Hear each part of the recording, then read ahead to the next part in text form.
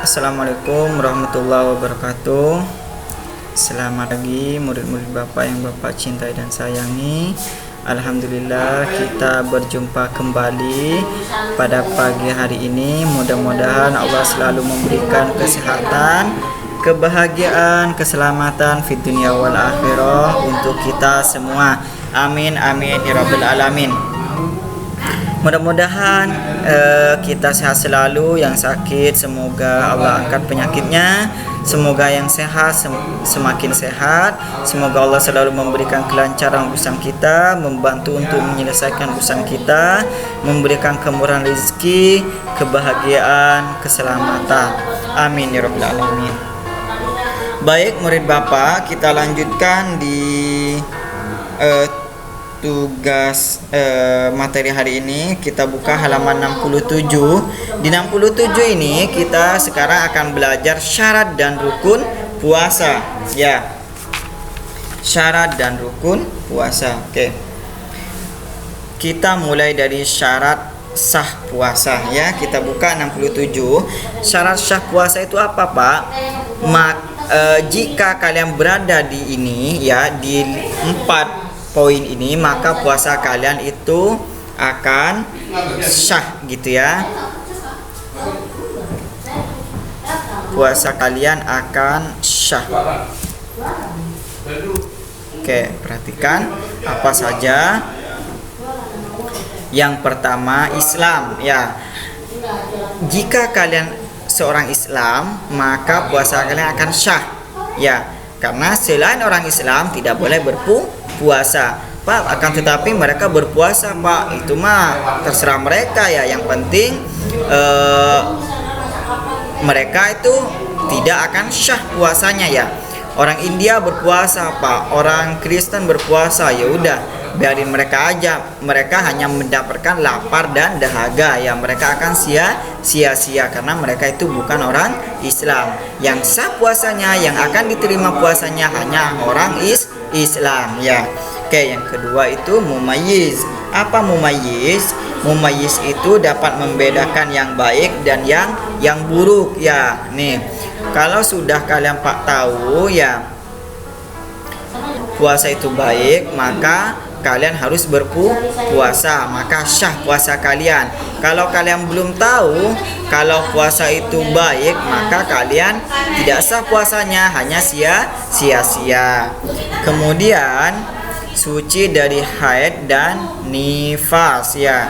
Haid itu apa, Pak? Darah yang keluar dari wanita kalau udah cukup umur gitu ya. Kalau cewek biasanya 9 tahun gitu. Kemudian nifas ini apa, Pak? Darah yang keluar dari kemaluan perempuan apabila setelah melahirkan, itu disebut nifas ya. Kalau haid ini biasanya setiap bulan ya bagi seorang wanita yang sudah baligh, biasanya paling kurang lebihnya 9 tahun. Kalau nifas darah yang keluar setelah melahirkan ya. Jadi kalau orang yang nifas maka tidak usah berpuasa, tidak boleh berpuasa. Kalau berpuasa dia haram, berdosa gitu ya, karena tidak akan sah puasanya ya. Oke. Kemudian bagaimana, Pak, kalau tidak melaksanakan puasa? Maka nanti diqadha, diganti setelah bulan Ramadan. Kemudian ada ini dikerjakan pada waktu diperbolehkannya berpuasa ya. Dikerjakannya pada waktu diperbolehkan puasa. Kapan, Pak?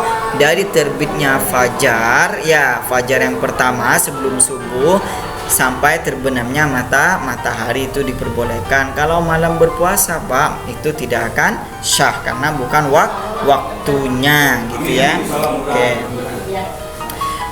Oke, selanjutnya kita masuk di syarat wajib puasa. Siapa yang wajib berpuasa? Yang pertama, beragama Islam ya. Kalau kita beragama Islam, kita mengaku Islam. Apa itu Islam? Al-Islamu anta syahadu alla ilaha illallah wa anna Muhammadar Rasulullah wa iqamatis shalah wa itauz zakah wa shaum ramadhana wa hajjul baiti man istata'a ilaihi sabila. Ya, kalau kita merasa Islam, ya, maka kita harus wajib, ya, bukan cuma harus saja, harus dan wajib berpuasa. Kalau tidak berpuasa kita akan dosa, disiksa, ya, api neraka.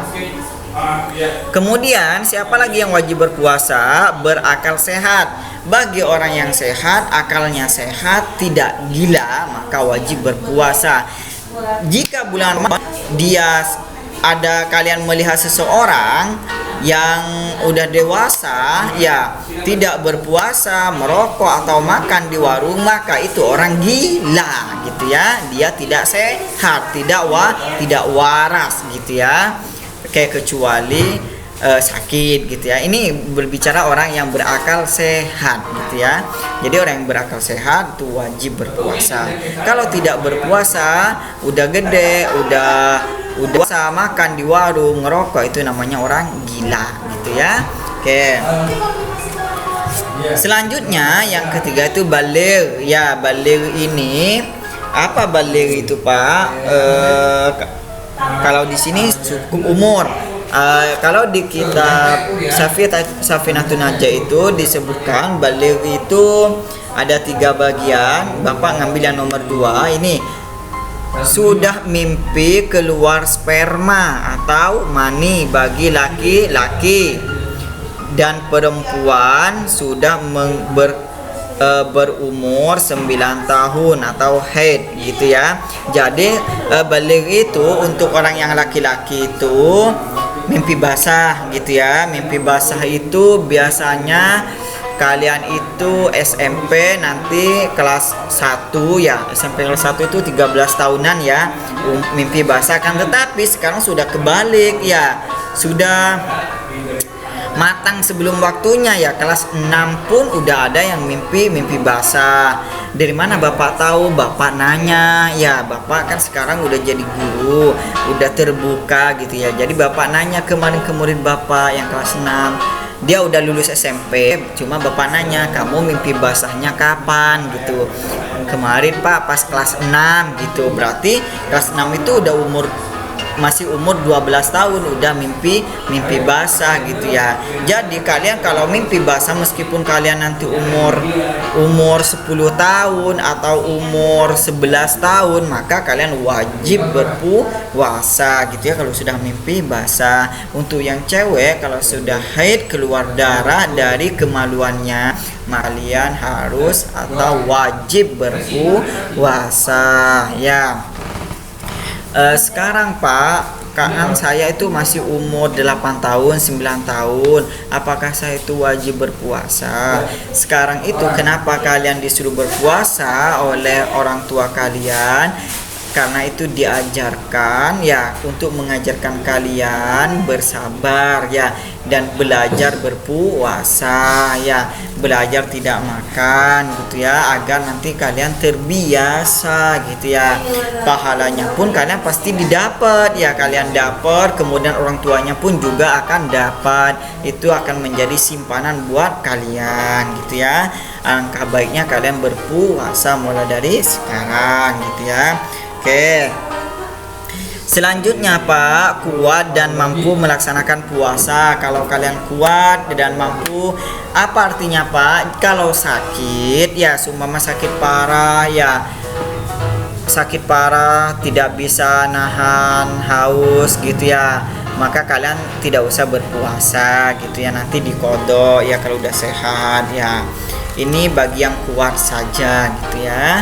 Kemudian mukim ini apa Pak? Mukim ini orang yang tinggal di rumah, tidak bepergian, gitu ya. Kalau orang bepergian jauh itu tidak usah berpuasa, nanti diqodho, gitu ya, puasanya. Bagi yang mukim, yang tinggal di rumah, gitu ya, tidak bepergian jauh, maka itu wajib berpuasa. Kalau Bapak bulan Ramadan pulang ke kampung, Bapak tidak puasa, ya, Bapak qodho, ya, nanti.